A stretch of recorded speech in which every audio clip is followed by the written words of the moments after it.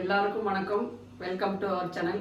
நான் உங்கள் சந்திரா. இன்னைக்கான ஸ்பெஷல் மல்லிகைப்பூ இட்லி, மணக்கும் பாசிப்பருப்பு சாம்பார். அதை எப்படி செய்யுதுன்னு சொல்லிட்டு வாங்க பார்க்கலாம்.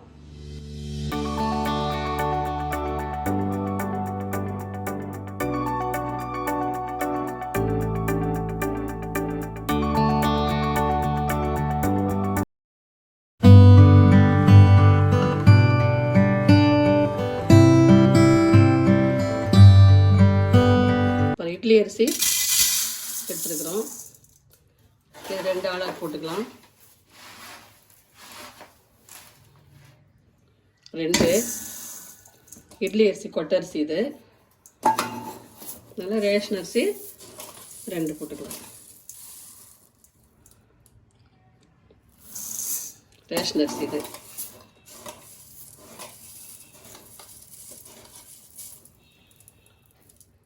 இப்போ 4 போட்டிருக்கிறோம்.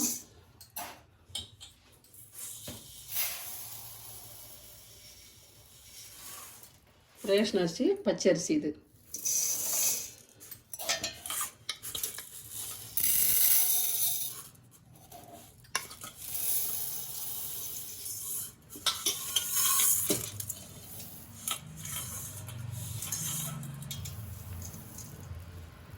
பச்சரிசி 2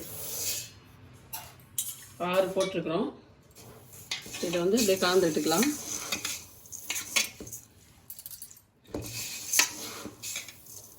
பாருங்கள், இது வந்து 6 ஆழாக போட்டிருக்கிறோம். இது நல்லா கழுவி ஊற வச்சிடலாம். ஒரு 5 மணி நேரம் ஊறணும். அப்போ தான் மாவு வரைக்கிறதுக்கு நல்லா வரும். உளுந்து வந்து 1 ஹவருக்கு முன்னே ஊற வச்சா போதும். 6 ஆழாக்கு பாதி, அதாவது 6 ஆழாக்கு எடுத்துருக்குறோம் உளுந்து. இது நல்லா ஊறட்டுங்க. இது நல்லா கழுவி ஊற வச்சிடணும். இது அரிசி கழுவிக்கலாங்க. ஒரு 4-5 டைம் வந்து இதை நல்லா அரிசி வந்து கழுவிக்கணும்.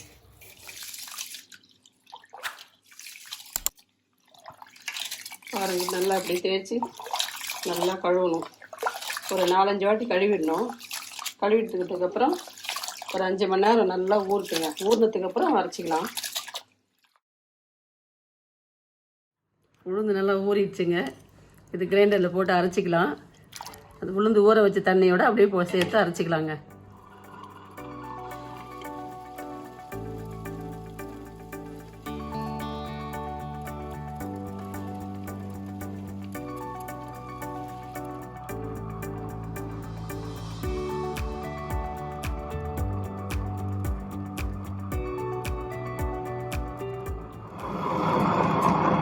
நல்லா நைஸ் ஆயிடுச்சு. இப்போ எடுத்து இந்த ஸ்டேஜில் நம்ம இதை எடுத்துடணும்.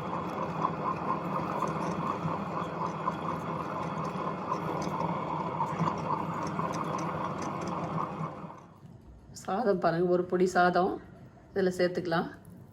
இதை சேர்த்து அரைச்சிக்கலாம். உளுந்துக்கு அப்புறம் சாதம், அதாவது பச்சரிசி சாதமாக இருந்தாலும் இருக்கலாம், இல்லை புழுங்கல் சாதம்னா ஏதோ ஒரு சாதம் வந்து ஒரு பொடி மட்டும் இதில் சேர்த்துக்கலாம்.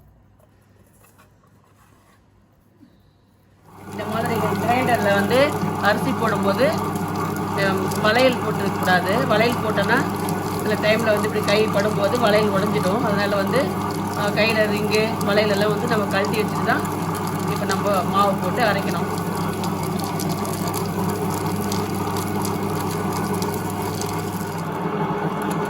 சாதம் நைஸ் ஆகிடுச்சு. இப்போ ரைஸ் வந்து சேர்த்துக்கலாங்க.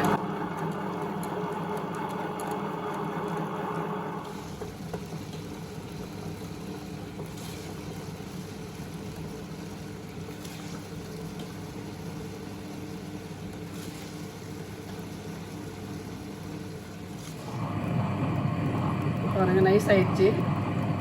மாவு எடுத்துக்கலாம். அவ்வளோதாங்க, அரைச்சி எடுத்தாச்சு. இப்போ உப்பு போட்டு கரைச்சி வச்சுடுவோம். உளுந்து மாவு இது எப்படி அரைச்சி எடுத்துருக்கோம் பாருங்கள். இது 2 போட்டு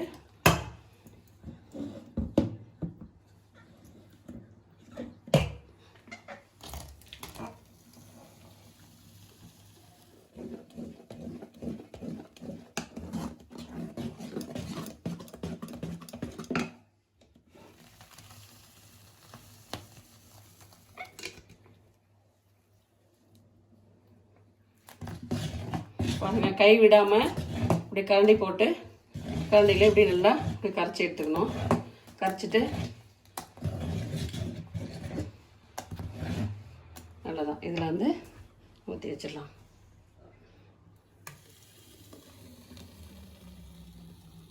அவ்வளோதாங்க.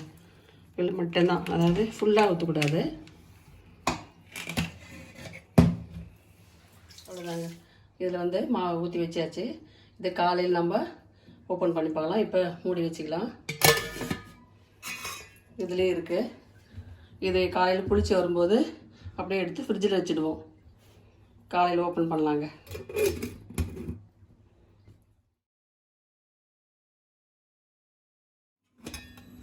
நைட் ஆட்டி வச்ச மாவை பாருங்கள் எப்படி வந்து புளிச்சு வந்துருக்குது. மேலே வந்துடுச்சு. இதுவும் பாருங்கள். இதை இப்போ இட்லி ஊற்றிக்கலாம். இட்லி ஊற்றிட்டு எப்படி வருதுன்னு பார்க்கலாம். மெஷர்மெண்ட் வந்து 6க்கு 6 உளுந்தம்பருப்பு தான் போடணும்.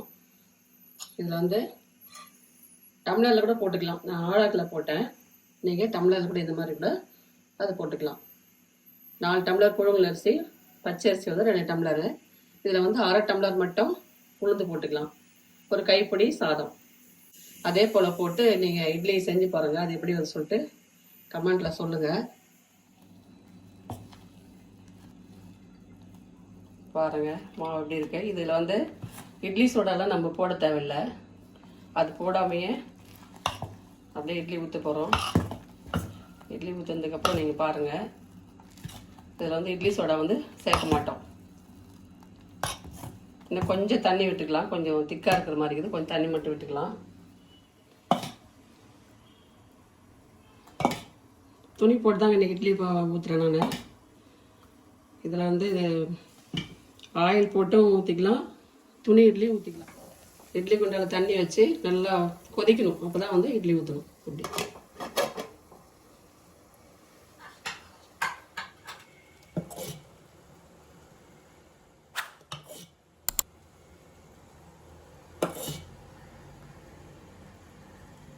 அவ்வளோதான் ஊற்றியாச்சு. இது வந்து மூடி வச்சுக்கலாம்.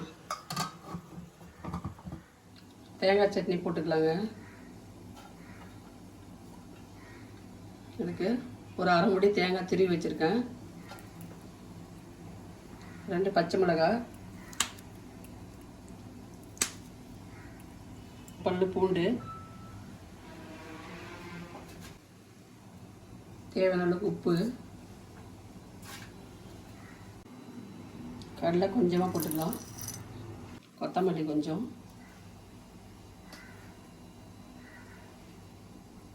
கருவேப்பிலை சேர்த்து அரைச்சிக்கலாம்.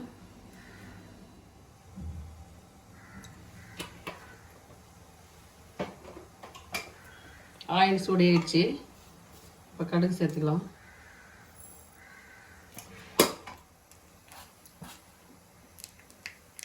வெந்தயம் நம்ம சேர்த்துக்கலாம். கொஞ்சம் சீரகம், கடலைப்பருப்பு,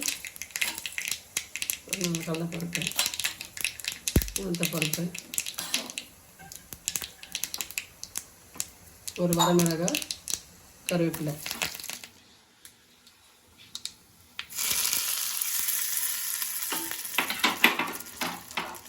அவ்வளோதாங்க, தேங்காய் சட்னி ரெடி.